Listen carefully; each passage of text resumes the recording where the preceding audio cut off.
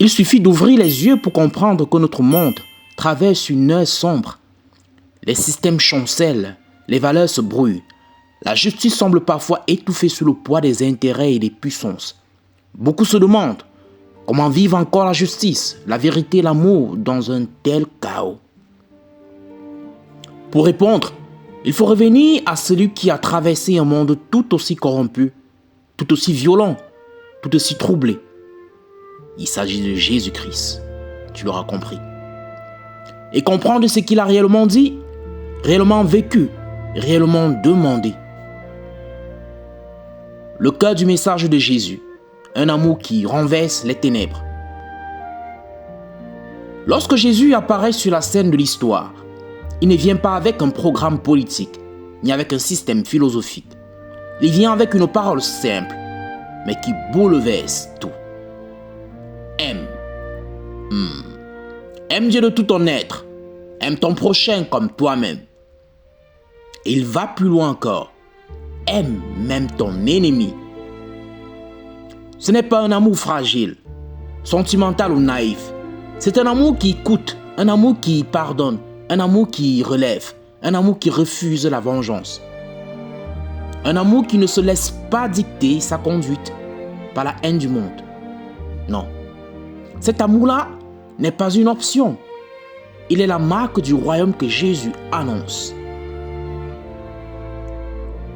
Le royaume de Dieu, une autre manière d'habiter la terre. Jésus parle sans cesse du royaume de Dieu. Mais ce royaume n'est pas un territoire, ni une institution, ni un parti. C'est une réalité spirituelle qui commence dans le cœur et se manifeste dans la vie réelle.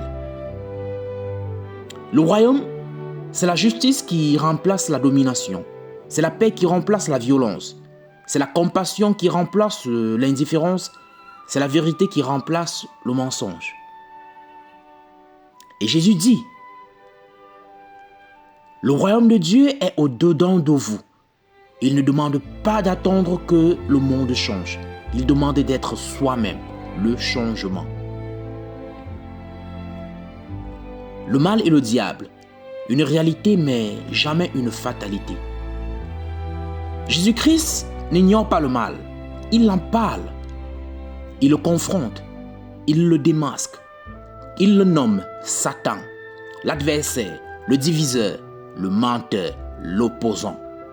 Mais écoutez bien, Jésus ne parle jamais du mal pour effrayer, il en parle pour libérer les consciences, libérer les vies.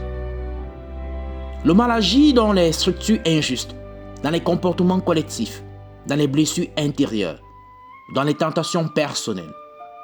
Mais Jésus affirme que la vérité libère, que l'amour guérit, que la lumière dissipe l'obscurité. Ces délivrances ne sont pas des spectacles, ce sont des actes de restauration. Il rend aux personnes leur dignité, leur liberté, leur humanité.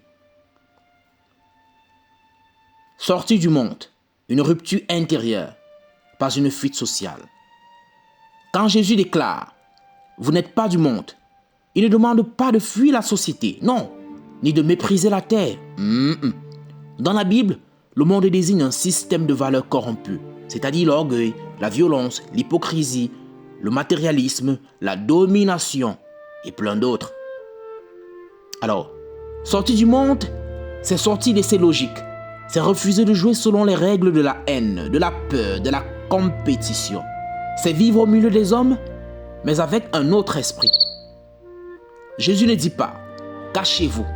Il dit plutôt « vous êtes la lumière du monde et la lumière n'a de sens que dans la nuit ». Peut-on vivre la justice et l'amour de Jésus-Christ dans un monde corrompu? Bien sûr que oui. C'est difficile, mais c'est possible. Oui, le système mondial semble parfois écraser les consciences. Oui, l'injustice paraît triompher. Mais Jésus n'a jamais promis un monde facile, non. Il a promis que la lumière ne serait jamais vaincue. La justice selon Jésus n'est pas celle des tribunaux. C'est celle qui rend à chacun sa dignité. L'amour selon Jésus-Christ n'est pas un sentiment fragile. C'est une force qui résiste, qui pardonne, qui construit.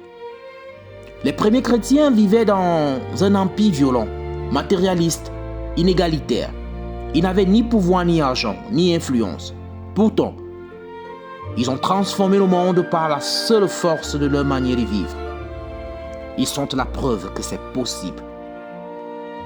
Alors, le message de Jésus-Christ n'est pas un refuge pour fuir le monde. Non, c'est une invitation à le transformer. Non par la force, mais par la vérité et l'amour. Il ne demande pas de devenir parfait, mais de devenir vrai. Il ne demande pas de changer le système, mais de changer de cœur. Et un cœur transformé peut. Oui, un cœur transformé peut à son tour transformer d'autres cœurs. Dans un monde qui vacille, son message n'est pas dépassé. Il est urgent, il est nécessaire, il est possible. Pour toi qui as écouté ce message, que le Seigneur Jésus-Christ te fortifie et te bénisse abondamment. Be the love and be the gospel.